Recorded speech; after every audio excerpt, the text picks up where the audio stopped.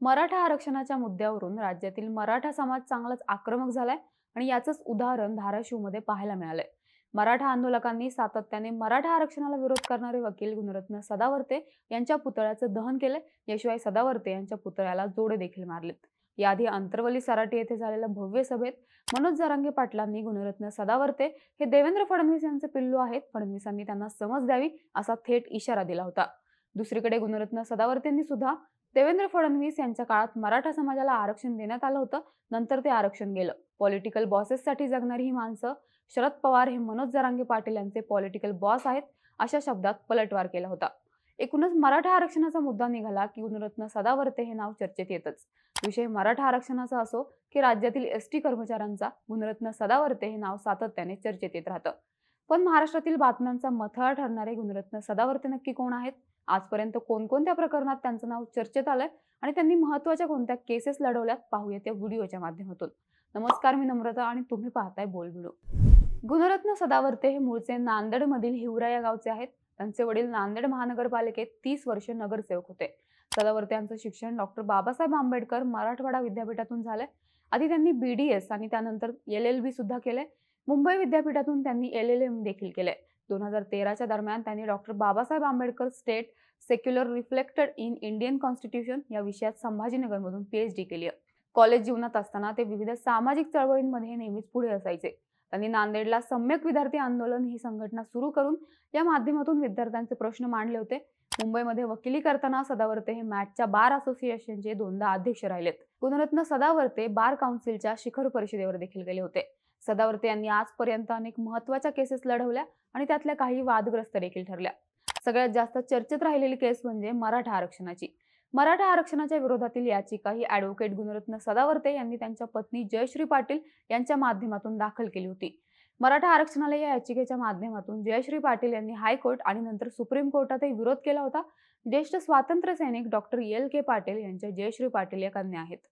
मानव अधिकारांबाबत त्यांचं काम असून त्यांनी या विषयावर आधारित अनेक पुस्तकं देखील लिहिली आहेत. तसंच मानवी हक्क आयोगाच्या संशोधन विभागाच्या प्रमुख म्हणून देखील त्यांनी भूमिका बजावली आहे. गुणरत्न सदावर्ते आणि जयश्री पाटील यांचा प्रेमविवाह झालाय. संभाजीनगरच्या विद्यापीठात दोघांनी सोबत शिक्षण घेतलं. विद्यार्थ्यांसाठी दोघंही आक्रमक आंदोलन करायचे.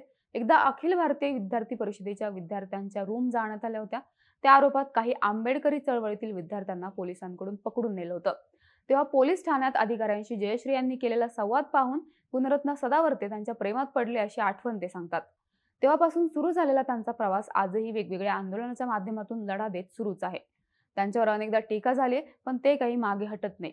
या दोघांशिवाय त्यांची कन्या झेन सदावर्ते ही सुद्धा चर्चेचा विषय बनली होती. 22 ऑगस्ट 2018 रोजी परळच्या क्रिस्टल प्लाझा या इमारतीला आग लागली होती. त्यावेळी 10 वर्षाच्या झेन सदावर्ते हिने तिथे अडकलेल्या लोकांना सावधगिरीचे उपाय सुचवले होते.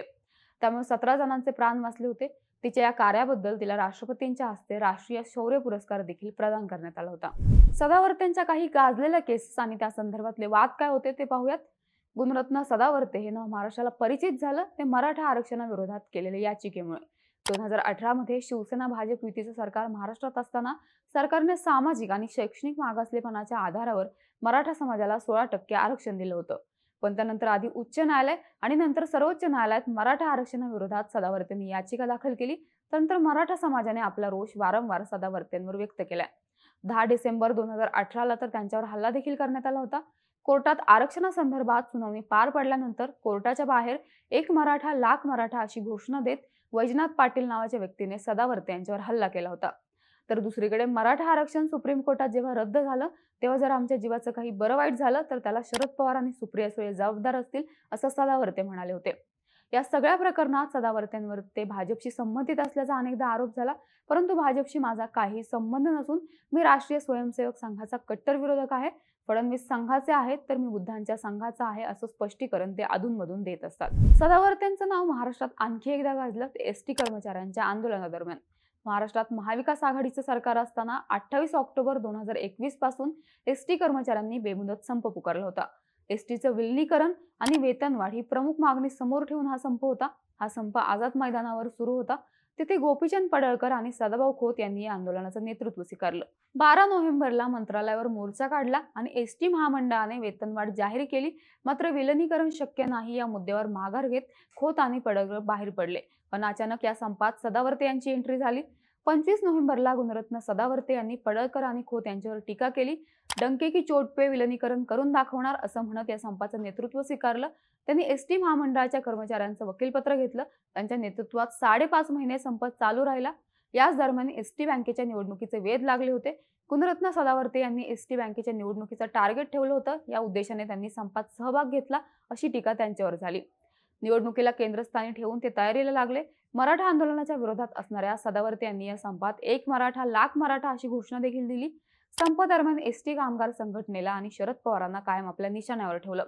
शिवाय शरद पवारांनीच एसटी कर्मचाऱ्यांचं नुकसान केलं, जाणीवपूर्वक तेच विलिनीकरण टाळत असल्याचा गंभीर आरोप देखील केला. दरम्यान 8 एप्रिल 2022 रोजी शरद पवारांच्या मुंबईच्या निवासस्थानी आंदोलक कर्मचाऱ्यांनी दगडफेक आणि चप्पलफेक केली होती. या प्रकरणी कर्मचाऱ्यांना उचकवल्याबद्दल सदावर्ते यांना पोलिसांनी अटक केली होती. 13 एप्रिल पर्यंत ते पोलीस कोठडीत होते. तुरुंगातून बाहेर आल्यानंतर त्यांनी निवडणुकीच्या पार्श्वभूमीवर सदावर्ते यांनी स्वतःचं पॅनल उभं केलं आणि पुन्हा सक्रिय झाले. एसटी महामंडळाचे शासनात विलिनीकरण केले जाईल, 7व्या वेतन आयोगाच्या धर्तीवर वेतन दिले जाईल, त्याचप्रमाणे संप कालावधीतील 5.5 महिन्यांचा पगार भरून देऊ असा त्यांनी प्रचार केला.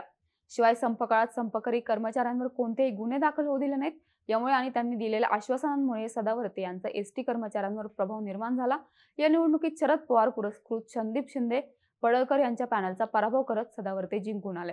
याशिवाय अंगणवाडी सेविकांमुळे मुलांची होणाऱ्या आबाळाची केस, ज्येष्ठ नागरिक कायदा लागू करण्याची केस, मॅटच्या माध्यमातून 4,000 परिचारिकांना नोकरीत कायम करण्याची केस, हैदराबाद उच्च न्यायालयात रोहित वेमुला प्रकरणात चौकशीची मागणी करणारी याचिका अशा अनेक केसेस सदावर्ते यांनी लढवल्यात.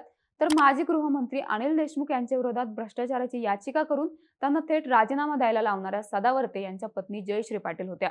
त्यामुळे कधी मराठा आरक्षणाविरोधात याचिका करतात म्हणून, कधी एसटी कर्मचाऱ्यांच्या आंदोलनात सहभाग आणि एक मराठा लाख मराठाची घोषणा, कधी राज ठाकरेंना अटक करण्याची मागणी, तर कधी जरांगे पाटलांच्या सभेचा उल्लेख यात्रा म्हणून करणारे सदावर्ते हे काही ना काही कारणाने चर्चेत येतात, वादग्रस्त ठरतात. बाकी सदावर्तेंबाबत तुम्हाला आणखी काही माहिती असेल तर नक्की कळवा. त्यांची भूमिका तुम्हाला योग्य वाटते का तेही कळवा आणि बोलबिडूच्या YouTube चॅनलला सबस्क्राईब करायला विसरू नका.